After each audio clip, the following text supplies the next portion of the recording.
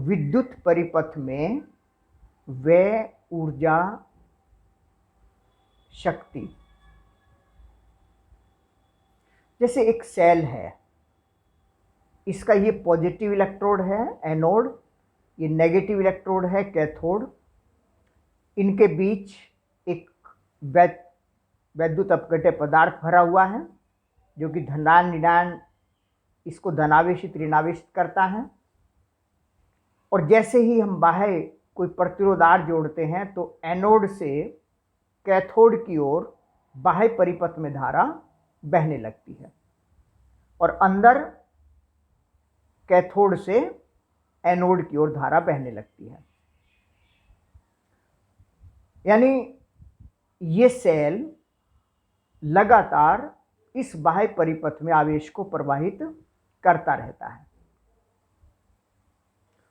अगर इस सेल के द्वारा t समय में Q आवेश प्रवाहित हो रहा हो तब W बराबर चूंकि Q इंटू V होता है, जैसे V विभवांतर हो प्रतिरोध R में और Q आवेश इसमें प्रवाहित किया गया हो, तो हम जानते हैं कि Q आवेश को V विभवांतर तक ले जाने में किया गया कार्य W बराबर Q इंटू V होता है। विभव, विभवांतर, विभव प्रवणता, इनकी परिभाषाएं चित्र बना बनाकर बहुत स्पष्ट क्लियर होनी चाहिए। बस ये बेसिक फॉर्मूला ही इस्तेमाल किया जा रहा है। सेल है, विद्युत वाहक बल E है, आंतरिक प्रतिरोध R है। विद्युत वाहक बल E का मतलब होता है W/Q। सेल सहित पूरे परिपथ में एकांक धनावेश को घुमाने में सेल द्वारा किया गया कार्य। अगर हम बाह्य प्रतिरोध R में व्यय ऊर्जा निकालना चाहें, Q आवेश मान लीजिए R प्रतिरोध में ले जाना है,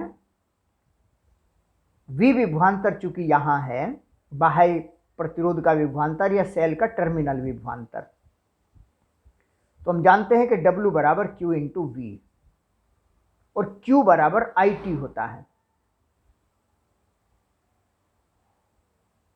I Q बटे T, आवेश प्रवाह की दर को धारा कहते हैं।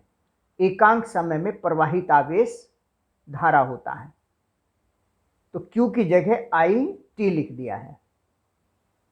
यानी इस रेजिस्टेंस R के सिरों का विभवांतर V हो, I इसमें धारा बह रही हो, तो T समय में इस प्रतिरोध में व्यय ऊर्जा या सेल द्वारा किया गया कार्य। प्रतिरोध में व्यय ऊर्जा, ऊर्जा ह्रास और सेल द्वारा किया गया कार्य W बराबर VIT हो गया एक तरह से। अगर हम V का मान लिखना चाहें, ओम के नियम से V बराबर IR होता है, तो V की जगह IR लिखेंगे तो I स्क्वायर RT हो जाएगा और I की जगह V/R लिखेंगे तो V square upon R into T हो जाएगा। ये बेसिक फॉर्मूला है, इसी में हमने Q का मान, V का मान ओम के नियम से भर दिया है। मैथमेटिकल पोर्शन को अलग से कई बार कर करके देख लीजिए और बस यही मेन बात है। यही हो गया कार्य W सेल द्वारा बाह्य परिपथ में व्यय ऊर्जा। और साम्यर्थ शक्ति, शक्ति का मतलब होता है एकांक समय में किया गया कार्य, P power W/T, work upon time, work done in units time, तो P बराबर V इंटू I हो गया। क्योंकि W का मान VIT होता है और ये T हो गया, तो T से T कैंसिल हुआ, VI बच गया। P बराबर V इंटू I। V की जगह IR लिखेंगे तो P का मान I स्क्वायर R हो जाएगा। आई की जगह वी अपॉन आर लिखेंगे तो ये वी स्क्वायर अपॉन आर हो जाएगा। ये मेन फॉर्मूला हो गया, यहाँ W बराबर Q into V main formula हो गया। और ये तो सामान्य सी चीजें हैं, इनका उपयोग अगर पहले से करते आए हैं, जितना पहले तैयारी की होगी उतना ही अपने आप याद आना शुरू हो जाएगा। और फिर याद आना शुरू होगा तो ये फॉर्मूले बनने शुरू हो जाएंगे, और ये फॉर्मूले अपने आप फिर याद आने शुरू हो जाएंगे, तो आगे की चीजें और सरल होनी शुरू हो जाएंगी। तो सेल द्वारा खर्च ऊर्जा I square R T plus I square R T, क्योंकि जो सेल है ये इस बाह्य प्रतिरोध R में भी धारा प्रवाहित कर रहा है, और यही सेल, यही समायोजन इस आंतरिक प्रतिरोध R में भी धारा प्रवाहित कर रहा है, ऊर्जा खर्च कर रहा है।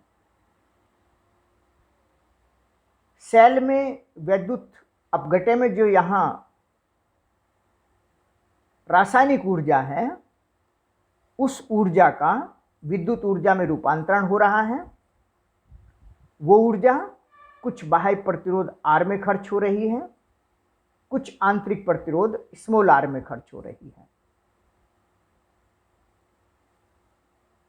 तो I स्क्वायर आर टी बाह्य प्रतिरोध की खर्च ऊर्जा, I स्क्वायर आर टी आंतरिक प्रतिरोध में खर्च ऊर्जा। बाह्य प्रतिरोध R तथा आंतरिक प्रतिरोध R में व्यय ऊर्जा हो गई है। अगर हम ऊर्जा के मात्रक की बात करें, मात्रक विमीय सूत्र आदि निकालना बहुत आसान होता है, बेशर्त कि आपने उसको समय दिया हो और जो बेसिक राशियां हैं स्टार्टिंग वाली उनको अच्छी तरह से जानते हो।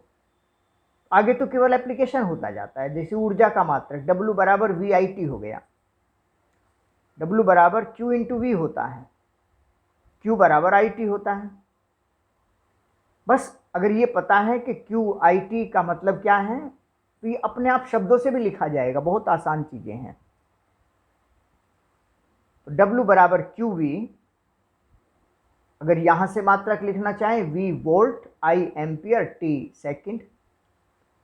Q इंटू ई से लिखना चाहें Q coulomb, V volt, volt into coulomb, बराबर P इंटू टी, चूंकि P बराबर W पाई टी होता है, और P का मात्रक पावर को वाट कहते हैं, वाट सेकंड। तो यहां से अगर देखा जाए तो ये जैसे P बराबर V इंटू आई होता है, वाट वोल्ट एम्पियर, वाट बराबर वोल्ट गुणा एम्पियर। एक मात्रक होता है अश्व शक्ति, हॉर्स पावर, 1 HP शॉर्ट में कह देते हैं इसको। ये 746 वाट के इक्विवेलेंट होता है, बड़ा मात्रक है।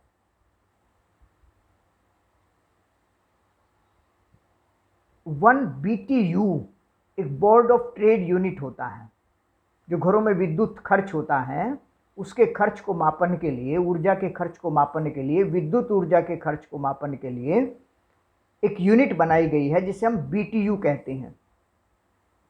सिंपली यूनिट कह दिया जाता है। एक यूनिट का मतलब होता है 1 किलोवाट आवर। 1 किलोवाट आवर मतलब किलोवाट आवर, किलोवाट घंटा, इसका मात्रक हो गया यूनिट का। 1 kilowatt into 1 hour, 1 kilowatt hour, 1 kilowatt into 1 hour. तो 1 किलोवाट की शक्ति 1 घंटे तक अगर खर्च हो रही है तो कुल 1 यूनिट खर्च होगी। अंकित प्रश्न इस तरह के छोटे छोटे इस पे आधारित आते रहते हैं। इसमें बहुत सारी चीजें हाई स्कूल से रिलेटेड हैं, अच्छी तरीके से तैयार करें।